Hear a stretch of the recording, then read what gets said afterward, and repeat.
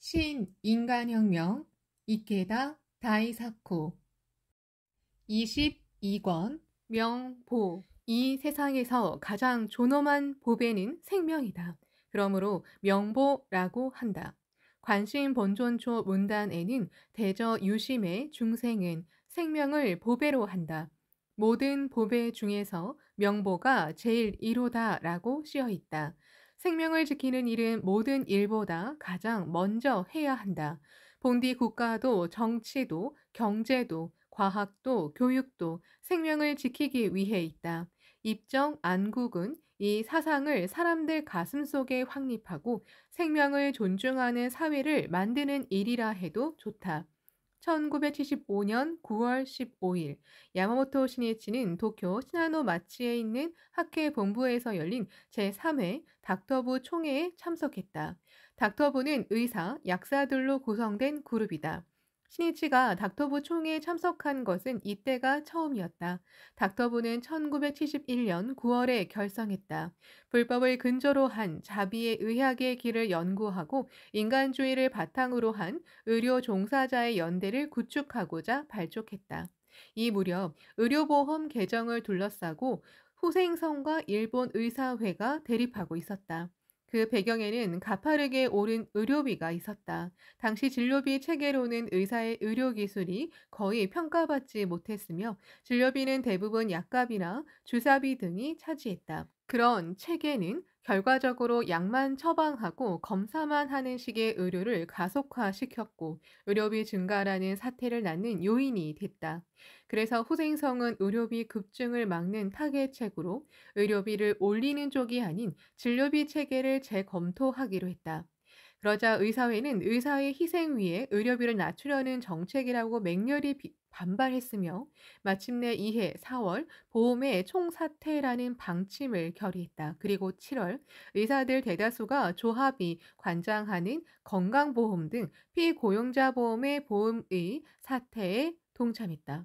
의사가 보험의를 사퇴하고 표적으로 삼은 대상은 국민건강보험이 아니라 임금 노동자가 가입한 건강보험인 피고용자 보험이었고 그 중에서도 조합건강보험이었다. 그렇기 때문에 많은 봉급생활자 가정이 심각하게 영향을 받았다. 피고용자 보험 가입자와 그 피부양자 진찰을 받을 경우에는 먼저 전액을 현금으로 내고 영수증을 사회보험사무소나 건강보험 조합에 제출해 환불받아야 했다. 그렇게 하는 것도 번잡한데 조합건강보험은 현행 진찰비가 아닌 의사회가 새로 올린 진찰비를 내야 하므로 이 차액을 모두 환자가 떠안아야 했다. 이에 따라 병에 걸려도 비싼 진료비 때문에 조기 진찰을 마다하는 사람도 있었다. 또 치료를 중단할 수밖에 없는 사람도 나왔다. 1971년 7월 중순 미야기현에서는 아들 부부에게 과중한 의료비를 부담하게 하는 일이 죄스러워 피부양자인 늙은 어머니가 자살하는 비참한 사건이 발생했다. 모든 국민이 의료보험에 가입하고 그 적용을 받는 국민보험은 일본 사회보장 제도의 근간을 이룬다. 의사회의 대응은 그것을 근저에서 흔드는 것이었다.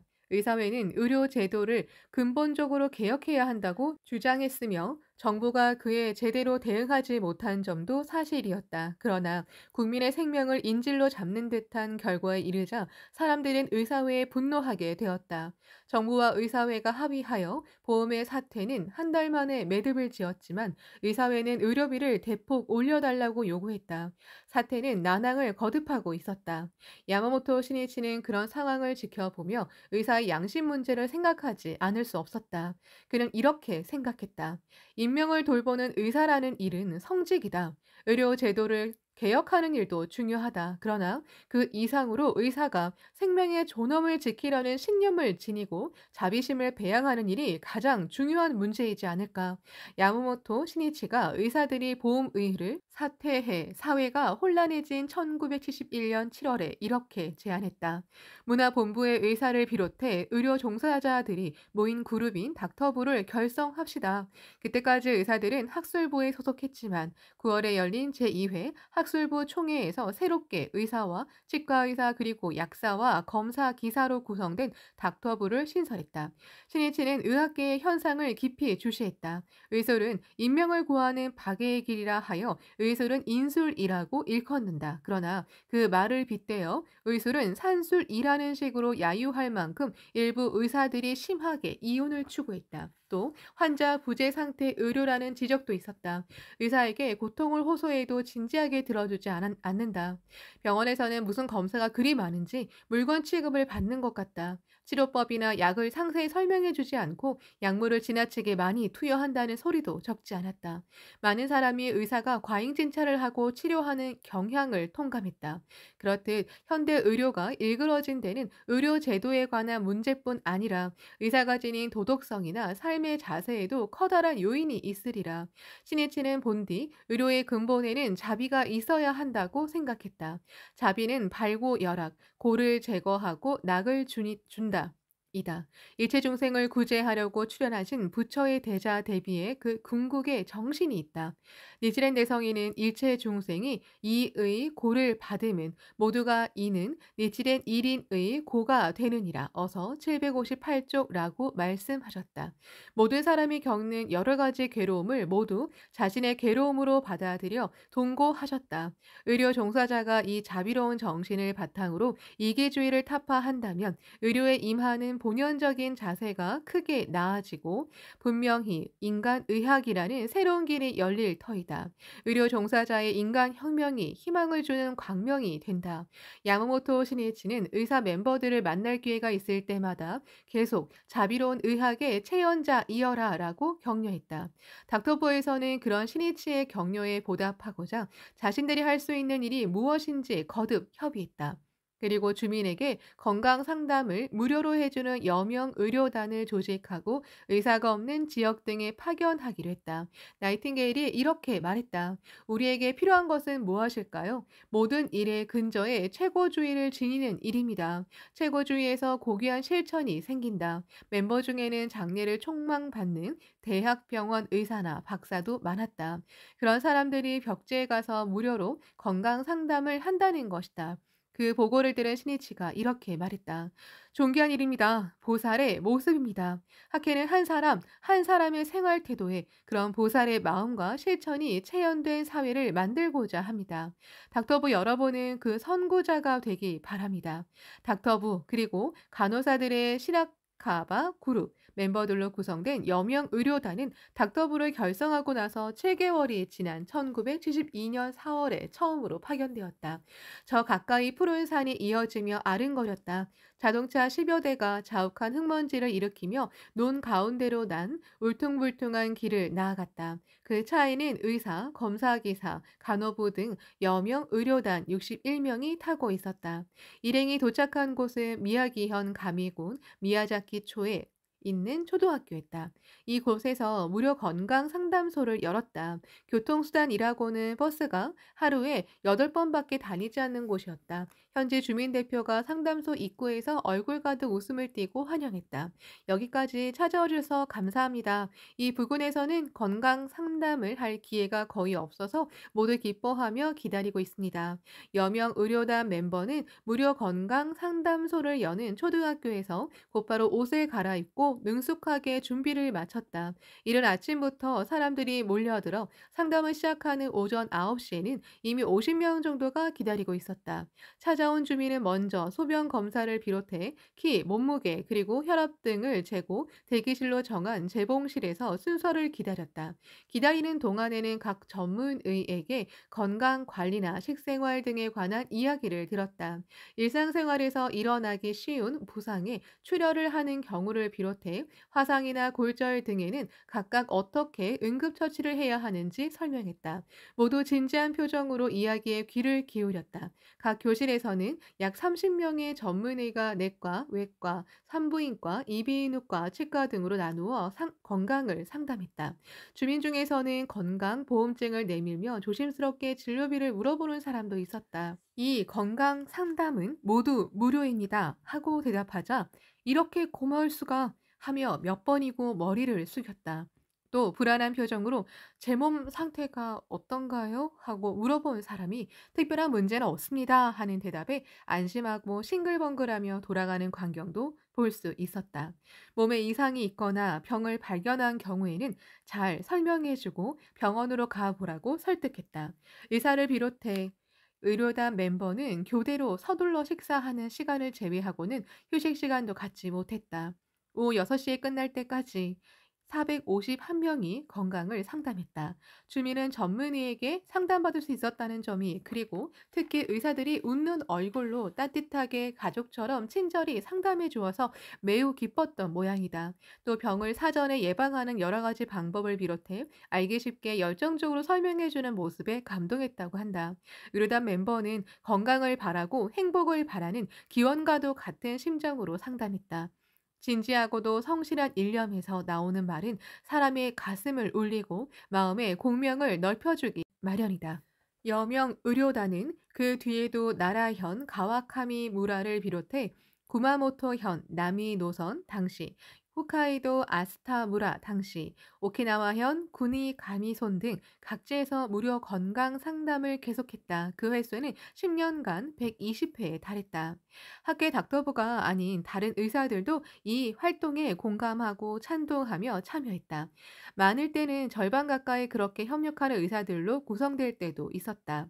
닥터부 멤버는 자신들이 추구하는, 추진하는 운동에 자신감과 긍지를 갖고 왜 여명 의료단을 조직해 무료 건강 상담을 하는지 말했다. 닥터부에게는 의사로서 지녀야 할 고귀한 양심이 있다. 커다란 이상과 확신이 있다. 많은 의사는 생명을 뒤흔드는 그 고귀한 정신을 만나고 찬동했다. 대화는 혼으로 혼을 촉발하는 일이다. 자비로운 의학의 체연자라는 사명을 자각한 닥터 보원의 활약은 눈부셨다. 각자가 직장에서도 한 사람 한 사람이 인간적인 의료의 올바른 자세를 탐구했다. 몸에 부담이 적은 치료법을 연구하는 사람이 있는가 하면 병원의 환경을 개선하는 데 힘을 쏟는 사람도 있었다. 그리고 건강 세미나 강사를 비롯해 불법과 의학에 관한 강연 등도 적극적으로 떠맡아 지역의 광선유포 운동에도 크게 공헌했다.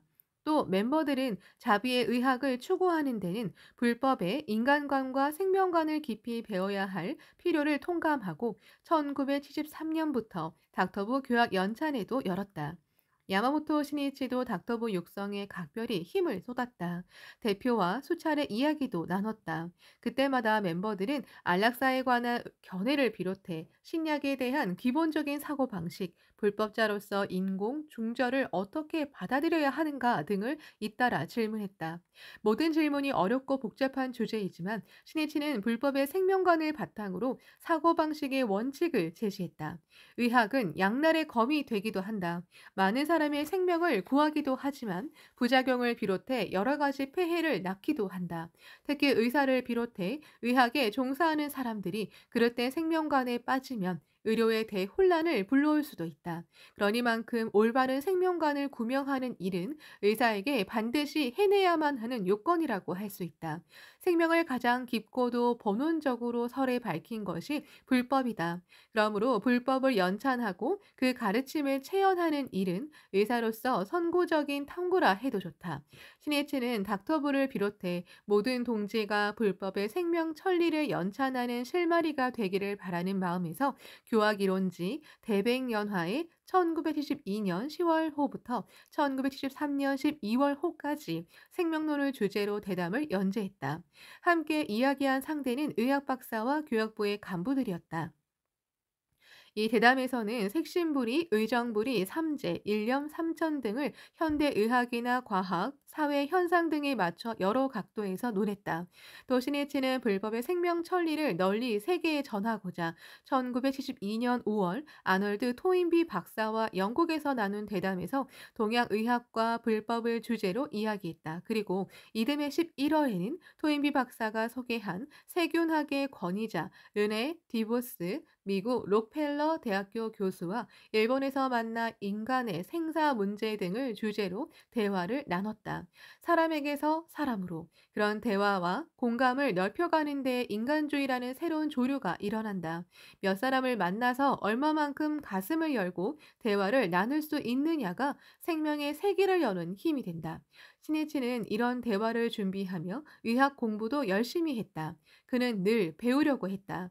새로운 도전이 새로운 막을 열기 때문이다. 신이치는 어느 날 닥터부 대표와 이야기를 나누다 난치병 치료법을 연구하느라 날마다 고민하며 도전하는 닥터부 멤버가 있다는 보고를 들었다.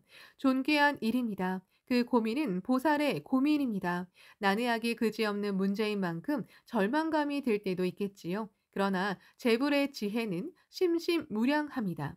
우리는 그런 부처의 지혜를 자기 몸에 갖추고 있습니다. 신심을 근본으로 진지하게 끝까지 도전하면 해결하지 못할 문제는 없습니다. 중요한 점은 사명의 자각과 끈질긴 도전입니다. 나도 제목을 보내겠습니다. 신이치는 언제나 닥터부의 벗이 성장하기를 기원했다. 1914년 2월 신이치는 도쿄 신주쿠에서 열린 제1회 닥터부 총회 때 지바현을 방문하고 있었다. 그는 그런 가운데도 니치렌 대성인이 범난을 당하신 땅 고마스 바라에서 메시지를 구술해 창각회를 엄호해 주기를 부탁했다. 또 이해 12월에 오사카에서 열린 제2회 닥터부 총회 메시지에는 이렇게 썼다. 의학 분야에서 혁혁한 자비의 태양 광선을 꽂는 작업은 단순히 사회의 한 분야를 개혁하는 데에만 그치지 않습니다. 생명을 자해하고 육성하며 날갯짓하게 하는 사상이 사람들 마음 구석구석까지 스며들었을 때 비로소 현대 문명을 기계 문명에서 인간 문명으로 전환할 수 있습니다. 또 물질의 세계에서 생명의 세계로 전환할 수 있으며 인류가 눈부신 첫 걸음을 내디딜 수 있습니다. 여러분은 한 사람 한 사람이 그런 중요한 사명과 책임을 지닌 일기당천의 존재입니다. 아니 그렇게 되지 않으면 우리의 미래는 없다고 말씀드릴 수 있습니다. 시니치가 닥터부에 거는 기대는 한없이 컸다. 니치렌 대성인 제세 당시 가마쿠라 문화의 중심은 무사이면서 의술에 뛰어난 시조긴고였다. 그가 온갖 박해를 물리치고 신심으로 승리한 실증을 보임으로써 다른 문화가 얼마나 용기와 자신감을 얻었는지 모른다. 한 사람의 용감한 싸움이 모두에게 힘을 준다. 닥터부여 현대의 시조긴고 이어라. 이것이 시니치의 마음에서 우러나오는 외침이었다. 시조 나카스카 사사부로자의 못노조 요리모토 즉 시조긴고는 청년 시절에 니치렌 대성인에게 귀의했다고 한다. 그의 위대함은 의술이 뛰어났을 뿐 아니라 평생 스승인 대성인을 지키고 한결같이 사제의 길을 걸었으며 광선유포의 대원에 끝까지 살았기 때문이다. 1271년 9월 12일 대성인이 참수되실 뻔한 다스노구치의 범난에서도 불석 신명의 행동을 관찰했다. 시조긴고는 한밤중에 대성인이 병사들에게 둘러싸여 처형장으로 연행되셨다는 연락을 받자마자 즉시 대성인에게 달려갔다. 그리고 대성인이 탄 말의 고삐를 잡고 따라갔다. 시조긴고는 대성인이 만일 침수되기라도 하면 자신도 함께 순교할 각오였다. 그런 사고 방식에는 가마쿠라 시대, 무사라는 시대적 배경도 있지만 중요한 점은 유사시의 제자로서 어떻게 행동하느냐는 것이다. 자기 몸이 위험해질까 두려워서 방관하는가 아니면 죽음마저 각오하고 스승과 함께 싸우는가 여기에 진정한 사제인가 아닌가 하는 분기점이 있다. 만일 시조긴고가 망설이며 즉시 행동하지 못했다면 형장으로 끌려가시는 대성인을 수행할 수 없었을 것이다. 늦게 오면 그 뜻을 얻지 못한다는 말이 있다. 겁쟁이의 틀을 부수는 용기 있는 실천이 사제의 길을 연다. 대성인은 처음부터 끝까지 시조긴고의 마음 깊은 곳과 그 행동을 가만히 지켜보셨다. 스승은 눈물을 흘리는 제자를 질타하며 격려했다. 지각 없는 분이로군. 이처럼 기쁜 일이니 웃으시오. 어서 914쪽. 목숨마저 위태로운 대난을 만나 법화경을 자신의 몸으로 읽을 수 있다는 대환희가 대성인의 가슴 속에 가득 넘쳤다. 스승이 지닌 크고 당당한 생명을 우러러보며 시조긴고의 생명도 각성했다. 그렇게 해서 그는 다스노구치의 형장에 나타난 빛나는 물체 때문에 처형을 면한 대성인이 어범블로서의 본질을 나타내신 발적 현본의 장소에 서 있을 수 있었다. 시조긴고의 삶에서 한결같은 태도는 용기와 성실이었다. 1272년 2월 소동이 일어났다. 시켄의 자리에 있던 호조 도키무네가 명을 내려 교토에 있는 이복형 도키스케를 모반죄로 토벌했다. 또 도키무네는 그에 앞서 도키스케에게 가담했다는 명목으로 나고의 도키 아키라, 나고의 노리 도키 형제도 가마쿠라에서 토벌했다. 시조긴고가 섬긴 죽은 에마, 나고의 미스도키는 도키 아키라와 노리 도키의 형이다. 시조긴고는 2월 소동 때 에마시의 본래 영지가 있는 이즈에 있었는데 주군의 신변을 염려해 서둘러 가마쿠라로 달려갔다. 이때도 시조긴고는 만일 주군에게 어떤 일이 생기면 자신도 죽을 각오로 급히 달려간 것이다. 다행히 에마시는 큰일을 당하지 않고 무사했으며 사태는 수습되기 시작했다. 시조긴고가 보인 이런 필사적인 행동은 일단 유사시에는 주군을 위해 모든 것을 내던지려는 시조긴고의 충의와 용감하고도 성실한 인품을 나타낸다. 18세기 영국 스코틀랜드의 시인 로버트 번스는 성실한 인간이 곧 인간 왕자라고 읊었다. 시조긴고는 스승 니치렌 대성인도 주군도 끝까지 성실히 섬겼다. 불성실은 다른 사람의 신뢰를 배반할 뿐 아니라 자기 마음에도 어두운 회한의 그림자를 남긴다. 누구에게도 어떤 일에도 나는 끝까지 성실하게 행동했다고 상쾌하게 가슴을 활짝 펼 수 있는 나날의 생활 태도 위에 인생의 승리가 있다. 니치렌 대성에는 2월 소동이 일어난 1272년 2월 유배지 사도에서 인본존 개현의 서인 계목초를 저술하셨다. 시조긴고는 늘 대성인의 안부를 몹시 염려했다. 그리고 사도에 계시는 대성인에게 여러 가지 공약물을 보냈다. 대성인은 시조긴고가 보낸 심부름꾼에게 계목초를 맡기셨다. 어범불의 열렬한 확신과 결의가 담긴 계목초를 받은 시조긴고는 분명 감격으로 몸을 떨고 눈물을 흘리면서 배독했을 것이다. 계목초를 받은 시조긴고는 가마쿠라에서 멀리 사도까지 산을 넘고 바다를 건너 대성인을 찾아갔다. 가슴속에서 솟아오르는 환희를 주체할 수 없었다. 그래도 주군을 섬기는 처지에 유배된 대성인을 찾아가기란 그리 쉬운 일이 아니었을 것이다. 대난이라는 열풍은 기만에 찬 신앙자의 가면을 벗긴다. 누가 진실한 신앙자이고 참된 제자인지 명백히 밝힌다. 니지렌 대성인은 진정한 제자 시조긴고가 찾아와서 얼마나 기쁘셨을까. 대성인은 나중에 보낸 편지에서 이렇게 격려하셨다. 강성한 대실력을 내어서 법화종의 시조긴고, 시조긴고라고 가마쿠라 중에 상하 만인 내지 일본국의 일체중생의 입으로 칭송받으시라. 어서 1118쪽. 즉 시조긴고가 무사나 의사로서 책무를 완수할 뿐 아니라 법화종 다시 말해 니치렌 대성인의 문화로서 모든 사람들에게 찬탄받는 인물이 되어야 한다는 말씀이다. 자기라는 존재의 가장 근원적인 의미는 말법의 일체 중생을 구제하려고 출현한 지용보살이라는 점에 있다. 이것이 법화경의 사상이다. 무사라는 점도 의술에 뛰어난 점도 자신이 본원적인 사명을 완수하는 한 측면에 지나지 않는다. 무사나 의사로서 명성을 얻는 일도 중요하리라. 그러나 제 아무리 칭찬을 받을지라도 지영보살로서 완수해야 할 광선유포라는 사명을 잊어버리면 결국 사상 누각에 불과하다. 본말이 전도된 인생이다. 중요한 점은 광선유포를 위한 삶을 관철하고 또 무사나 의사로서 인격도 훌륭하고 기량도 뛰어나다는 말을 들을 수 있는 사람이 되어야 한다. 그러므로 대성이는 법화종의 시조긴고라고 말씀하셨다. 늘 어디에서도 가슴을 활짝 펴고 대성인의 제자라고 말할 수 있는가? 현대로 말하면 창가학회원으로서 가슴을 활짝 펴고 그 사명에 꿋꿋이 살며 각자가 걷는 길에서 찬탄받을 수 있느냐 없느냐가 승부를 가름한다. 대성인은 법화종의 시조긴고 어서 1118쪽라고 말씀하시기 전 단락에서 법화경의 신심을 관철하시라. 부실을 치는데 중단해 버리면 부를 얻지 못하느니라. 어서 1117쪽 하고 지속하는 신심을 강조하셨다. 부를 일으키려면 끊임없이 부실을 쳐야 한다. 도중에 긴장을 늦추고 손을 놓으면 그때까지 한 노력은 물거품이 되고 만다.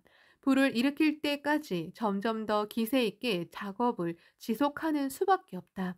지속도 이를 성취하는 마지막 단계가 중요하다. 영국의 극작가 셰익스피어가 이런 말을 남겼다. 모두 마지막에 판가름이 난다. 또 독일의 작가 토마스 만이 이렇게 경종을 울렸다. 마지막의 승리가 확정될 때까지 방심은 금물이다. 그리고 프랑스의 문호 빅토르 위고가 이렇게 썼다. 전투에서 마지막 승리는 언제나 쥐어짜내듯 해야 쟁취할 수 있다. 대성이는 장래 시족인고에게 박해가 일어나리라고 예견이라도 한 듯 신심을 관철하라고 강조하셨다.